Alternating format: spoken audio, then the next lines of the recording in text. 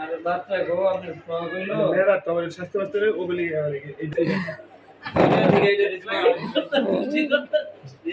আর এটা নিবা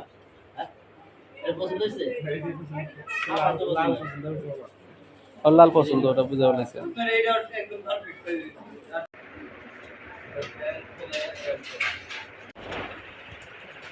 এই এটা প্যাকেট পেনাল করে বলো ঠিক আছে কোন রাতে স্যার এটা না আমি কোন কিছু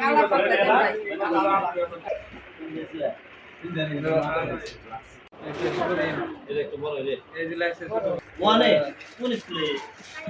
বাহ বড় স্কুলে মজা হ্যাঁ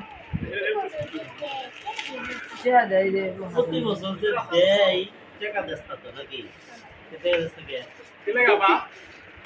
হ্যাঁ কেটে দাও না কেমনে বুঝছেন প্রতি বছর যে দেয়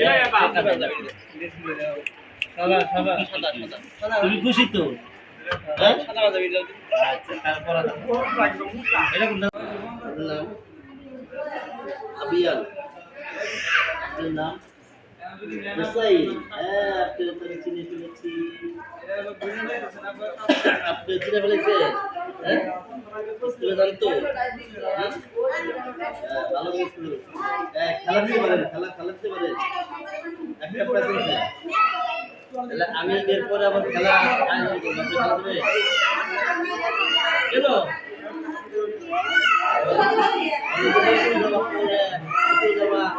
খুশি হয়েছে হ্যাঁ নতুন জামা খুশি হয়েছে হ্যাঁ আপনি কি নতুন জামা খুশি হয়েছে হ্যাঁ পছন্দ হয়েছে ওরে বাবা আপনি পছন্দ হয়েছে হ্যাঁ হ্যাঁ আপনি নতুন জামা খুশি হ্যাঁ প্রিয় ভিউয়ার্স আপনারা দেখতে পাচ্ছেন যে ছোট ছোট বাচ্চাদের সাথে আমি তাদের ঈদের খুশি আনন্দ নিয়ে কথা বলছিলাম। প্রতিটি বাচ্চারই অধিকার আছে প্রতিটি ঈদে নতুন জামা কাপড় পরে মা বাবার সাথে হাত ধরে ঈদের মাঠে যাওয়া, কিন্তু প্রাকৃতিক এবং বাহ্যিক কারণেই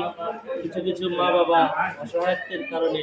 কিছু কিছু মা বাবা না থাকার কারণে কিছু কিছু সন্তানরা এরকম ছোট ছোট সন্তানরাই ঈদের খুশির থেকে বঞ্চিত হয়।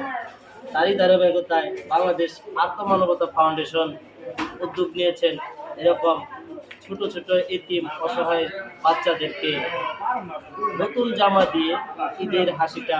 তাদের মুখে ফিরিয়ে দিতে। আমরা চাই, আমরা বাংলাদেশ আত্মমানবতা ফাউন্ডেশনের সকল সদস্যরা চাই এরকম সকল শিশুই ঈদের আনন্দ বয়ে দিয়ে ঈদের দিন পাখির মতো ওরক। আপনারাও আসুন আমাদের সাথে, ওদের একজন করে লোকের যদি আপনারা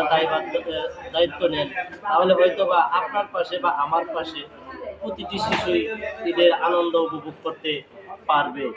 ধন্যবাদ। দাওয়াত রইল এই সকল শিশুদের নিয়ে আগামী 22শে রমজান 2রা